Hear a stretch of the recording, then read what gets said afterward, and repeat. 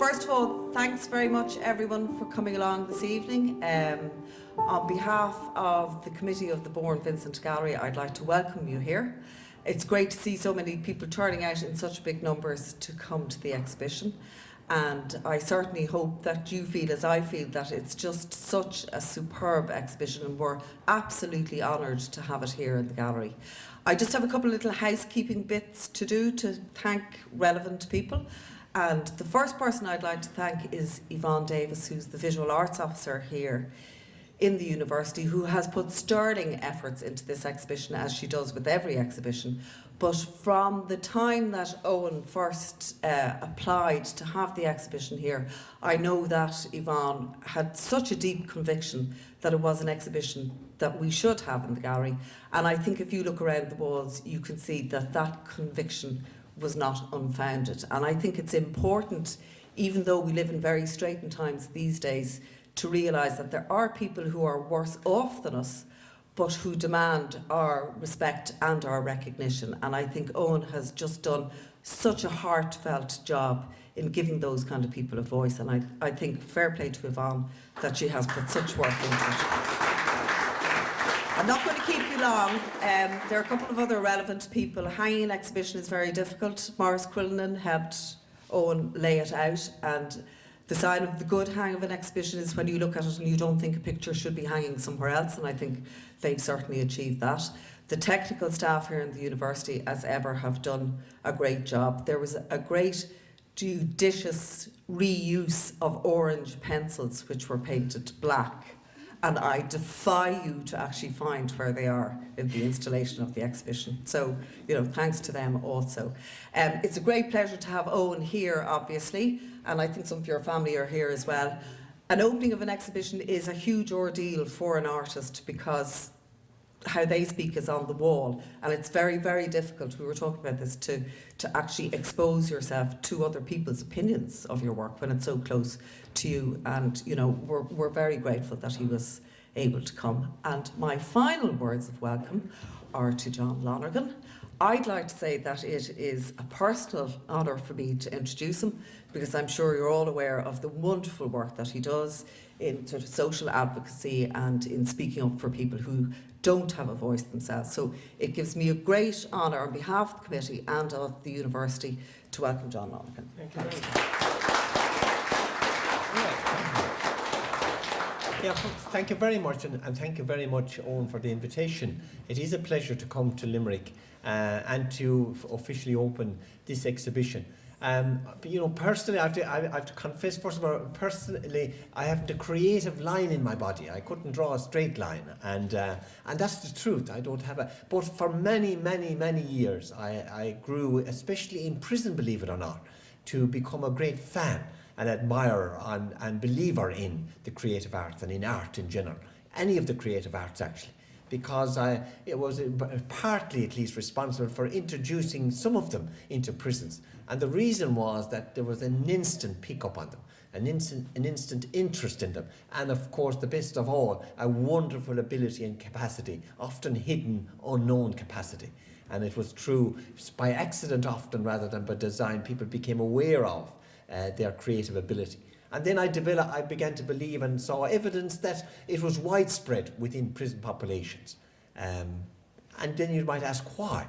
And when you look at the prison population, one of the most striking features was education dropout. They were all gone out of education by 16, about 57% by 15, and many of them even before that. But only 7% stayed at education, formal education, after 16 years of age. That means that 93% had gone out of our formal education system by the age that it was they were really legally required to stay there.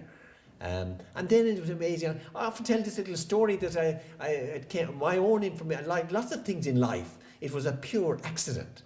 But I was working at the time as a deputy governor in the training unit in 1981, and a writer in residence came in, a drama person around. Her background was drama, but she came in as a resident around writing drama, writing stories, all that sort of stuff. And at the end of her 6 weeks little project, she felt that she had discovered so much talent that she'd put on a little bit of a show. Very simple little stuff now. But we were there and we invited in, which was revolutionary in those days, we invited in about 100 people from outside to participate and to see this show. And during the show we had a professional show band in to provide the music at the time. And during the show, a little guy, he looked about 7 or 8, but he was actually 20. He on his own initiative, he went up to the drummer in the band and he said, listen, can I play the drums? And fair play to the drummer said, here, get up. And this little fella jumped up on the seat and he started playing the drums. And the next thing he started doing, the band stopped and he started playing solo. And he was absolutely brilliant. And everyone was saying, who the hell is he? He was a young guy doing a prison sentence. And then afterwards, chatting to him, we said, how did you get so skilled? And he said, I was in Artane. And this is in the old days now, when Artane was a tough old spot. Nothing like the Artane boys band of today, or the Artane band of today, because we have boys and girls now. But in those days, it was exclusively children that were in care, in detention, or in special schools. And he was one of them. And he learned his music in that institution. But what I learned out of it was to look at him, and this is about what has been up on hanging all around here. When you look at him, you'd never recognise that this is a talented guy. And that really never left me afterwards. I said, that's definitely something. And then in desperation one time when Mountjoy was getting very bad press, which it continues to get, 30 years on, but we were in a particular bad time in 86, and out of absolute desperation, I said, we need to try to turn it around some way. And I went for this woman, said, would you ever come in and produce a drama? And she came in and she produced On the Outside by Tom Murphy, and it was a phenomenal success. And the standard of acting and participation and everything was amazing. And it certainly opened up all our eyes in relation to the potential that's there. And so that's what it built. And then it went on for other things like formal art. And I was always, and I suppose this is another little thing to say to you, that, you'd often dismiss people, as I remember going to an art exhibition within the prison with the prisoners who had HIV. And some of them had developed AIDS at the time, and they were segregated in those days in the early 1980s, which was a disaster, but that's the way it happened. And there was an art teacher going in doing a little bit of work with them as a therapy. And they eventually decided they were going to have an art exhibition. And she said to me, will you open it? And I said, I will. But I was a cynic going down. I said, this will be some exhibition. And I arrived in the room and I couldn't believe what I saw. Some of the paintings were extraordinary. And they were done by people who were written off every day of the week. Nobody gave them any recognition. No one ever saw anything in them. And so then I began to realise that this is the way they communicate. It's a powerful way of communicating. Far more powerful actually than writing or probably anything else. Certainly more powerful than talking it.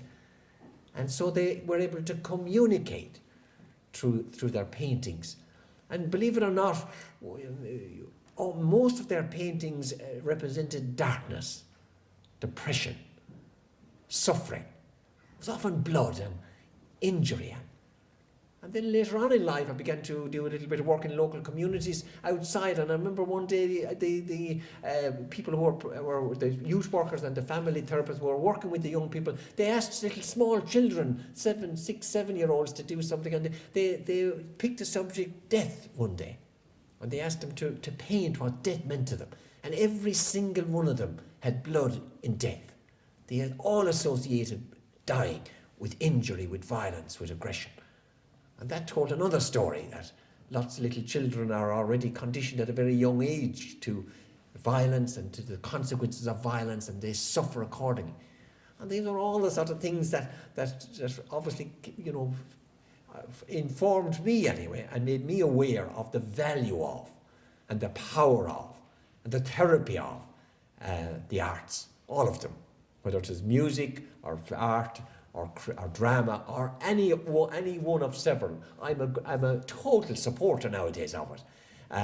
I also, in a way, I envy people also that can do it, because you'd be looking at it forever and you wouldn't be able to do it. And people say to you, artists like Eoin, say, it's easy, look. I was looking at the BBC not so long ago, and there was a guy there showing people how to paint, and he was saying, look, this is how you do eyes, and then I said, well, could I do it? I couldn't do it. I couldn't do it if I was there. And still every time he said, look, 2 little swivels of the brush, and there he had 2 lovely eyes. So I suppose it's a wonderful gift, first of all. The other thing about it is, honestly, that it has no social barriers or exclusions. That's the wonderful thing about it as well. You see, because I always felt that education, formal education, and it still has a touch of an old status symbol and status element to it, and a bit of snobbery attached to it. You know, people, where was he educated? You know, what education? Seriously, you know, and and you know, and the amazing thing was and is that quite a lot of that is more open to, it's down about opportunity than it is ability. Because I saw them. I saw people who got every opportunity and hadn't the brain in their head. And equally, I met thousands of people who were geniuses, but they never got an opportunity. And that's the other wonderful thing about, and the other, I suppose, it's relatively cheap as well. I mean, I say relatively because I'm sure, Eoin, it does cost you a bit of money, but an old canvas is relatively cheap nowadays, and a bit of old paint and a brush. But you know, in comparison to other things that are so expensive, so ordinary people from ordinary backgrounds, as long as they're introduced. So I have this whole thing about opportunity. It's about, you know, I keep saying to people, honestly, nobody ever made it on their own. And the old Celtic tiger sort of nearly ruined us of that sphere. It sort of taught us all that we were totally independent species. We didn't depend on anybody. I've money now and I can do what I like, when I like, and to hell with everybody else. That was the old culture, which was a horrible old culture. So I always say nobody ever made it on their own. From day one to the last day, we're very dependent on other people. And it's the people often who nurture. I'm a great old believer in this old word, nurturing. And nurturing something out of a person, whether it is the creative arts or whatever it is, nurturing the humanity, nurturing the good, the potential out of them. And we can all do that, by the way. And we must start by believing that there is some potential in every human being. And I believe there is. And you look around at those, I was talking to Eoin only for a minute or two, and I came in and he was saying, well, he looks at a face on the paper, a tiny little bit that's gone the next day, and he said, well, that's a person. Our equals, by the way. And behind that person is a life story, and none of us know that life story. But that could be some life story. Horrific.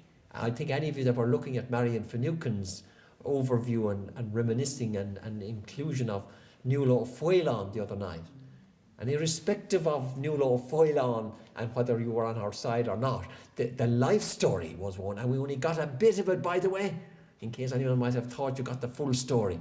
You didn't, because we hadn't Nuala Lochlainn to tell us the full life story. But the bit we saw gave us a great instinct and a great feeling about God. What a life. How the hell did she survive it all? How is she as good as she was? No wonder she drank. No wonder she did, because of life. I suppose that's what it's about. And so being able to paint it and put it up there and leave it there. And then the other thing, I suppose, is that it's a wonderful personal thing. This is another part of the whole envy stuff, Eoin. You know, to come into some place and to look around and to say, I did that, that's mine. Nobody else can do that. That's the other great thing about it. It's totally me. That's me. And some people, you know, you say, what did you want to communicate? And we can't even often understand what the artist is trying to communicate. But they understand. They can see it. And that's fantastic. It's fantastic for your self-esteem and and it's there for years and years and years as well, which is another wonderful thing. So there's so many positives in it, and there's so many benefits, and it's fantastic. And a lot of it comes from all of us sharing our knowledge and our expertise and encouraging others. And I'm constantly saying this. I was up last night as far away as Donegal last night talking to young people at 14 and 15-year-olds who had done some social work and social activity as a project, and they were getting their rewards and awards last night. And I was telling them that the greatest satisfaction of all they're ever going to get in life is about serving others and helping others and sharing their gifts with others. And I come myself from a little place where there was a very famous Limerick man, very famous in our little part of the woods. I come from a little place called Banshee in West Tipperary, just down the road from Limerick. But many years ago there was a very famous Limerick man there, a man called Canon John Hayes, from Maru, County Limerick. He was our local parish priest, but he was also the founder of an organisation called Muintir na Tíre. And his philosophy was, and Muintir na Tíre's philosophy was, to care and to share. Caring about others and sharing. And what was the sharing bit? The sharing was sharing our gifts, our abilities. If you were educated, his philosophy was, will you share your education with those who were unfortunate enough not to be educated? If you were healthy, you looked after the sick, and so on. So it was about caring and sharing. And I think this comes into a lot of what the creative arts are about, and the arts generally are about. It's about sharing. And it can change people's lives as well, believe it or not. Many people who participated in the creative arts in prison never returned because they found something that enabled them to grow and to develop, and it gave them confidence. The thing I met most in prison was low self-esteem. People felt shit because they were treated as shit all their lives. And the only way to change that is to treat them with respect and to encourage them to get in touch with their own humanities, to feel better about themselves. The better you feel about yourself, the more likely you are to respect other human beings. So I'm a total old fan of the creative arts. And by the way, just to finish off, I do honestly believe that in many socially disadvantaged areas, it's one of the things that should be developed and brought in there and promoted. I'm absolutely convinced of it. It does so much for self-esteem, creativity. People don't understand that normal people that get selected for stuff all their lives and get applause and recognition and praise and all those things. But could you imagine what it was like to be in a prison, to be on stage and get a standing ovation? You couldn't imagine it. For people that were never told they were any good at anything, only negativity and more negativity. And you can imagine the way they feel after that. And I believe that that's the way, one of the ways of changing people. You can't force change, in case any of you might have any mad ideas.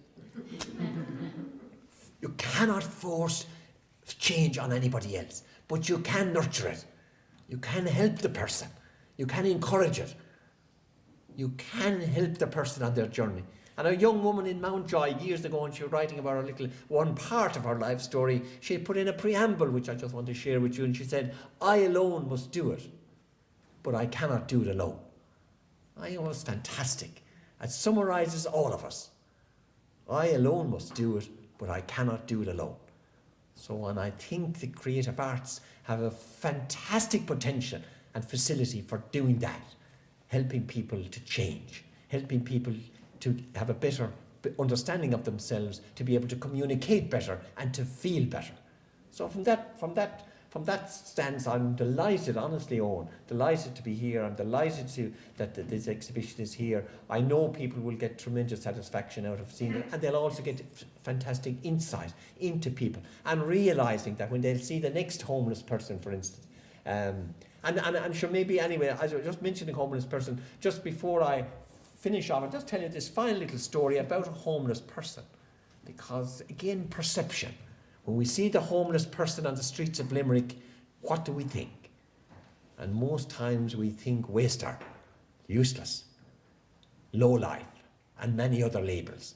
And Father Peter McVerry told us this lovely little story a year or two ago. Peter McVerry, some of you will know of him, he's a Jesuit priest, but he has worked always at homeless people, and he has been a great advocate for them as well. But he was being down at a youth conference we were at in Wexford, and he was asked about his life, and he told us this little story. He said, I said Mass in Dublin one night, and he said, I gave a sermon about homeless people. And he said, I told the congregation that the most important thing for any human being who is homeless is for other people to stop and to talk to them, to recognise them as people. Not handouts, but recognition.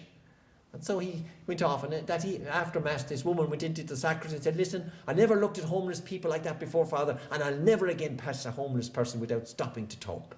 And 3 weeks later, I got a letter from her, and she said, I was walking down Grafton Street the other day with my grandson, and I met a homeless person. And I stopped and talked to him and introduced myself, and then I took €2 out of my purse, gave it to my grandson, and said, now, son, give that to the man. The little boy went over, handed him the €2. The old man took it and said, thank you very much, son. And at that, the little boy ran back to his granny. And on the way back, the old man shouted, son, son, come back. The little boy went back again, and with that the old man put his hand inside his pocket, took out a Mars bar and said, "Now son, that's for you." And I've said to many people since, you know, what that gesture, that opportunity for that old man to share with a little child outshone all the old money he collected, not that day, but for weeks. What did it do for him? It just humanised him. It just said, I'm human again. I do the things that ordinary people love to do. And what do you love to do better than to hand something to a little child? So anyway, that's a long ways away from art. But anyway. But it reminds me just of the homeless people, of portraying the human being behind the mask. And none of us know what was behind that mask of the homeless person. And maybe this is an opportunity for us to reflect on it and to think about it in the future. Congratulations, Eoin, and well done.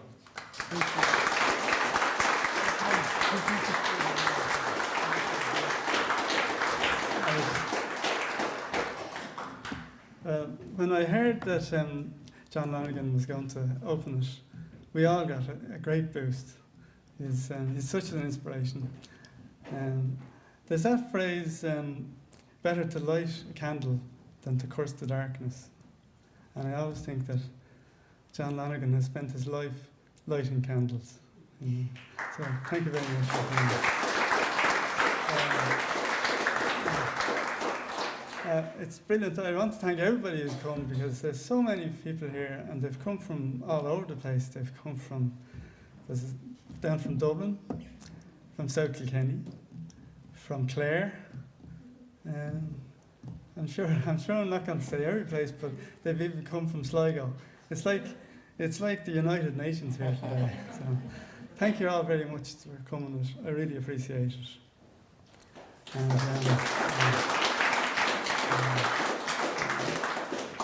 And I want to thank the gallery, obviously, like Yvonne and Davis runs the gallery, and Morris Quillman, as we mentioned already, and Aidan, who's the technician who put it all up in the end. It's great. So everybody was so friendly and helpful. It was really made my job easier. So thanks for that. And well, people have been asking me about the coffee cups. And yes, I do like coffee. But no, I didn't drink all those cups of coffee. I've been collecting them for over a year at this stage. And in fact, a lot of people have been, I forgot to mention Cork, but I sorry, Julian. A lot of people have been collecting them for me. And it's kind of nice because there are different cups come from different people. So you kind of know all the different people who, there's all these people are involved in the making of the piece of art. And I'm not going to mention a whole list of names, but I'll mention one, and that's Vanilla Rocket, who's my wife and my patron. And the blue ones, they're the ones she gave me. So that's about all I have to say. I'm really glad to be here. I'm honoured that John came along and opened it for us. And I'm delighted everybody came. Thanks very much. Well done.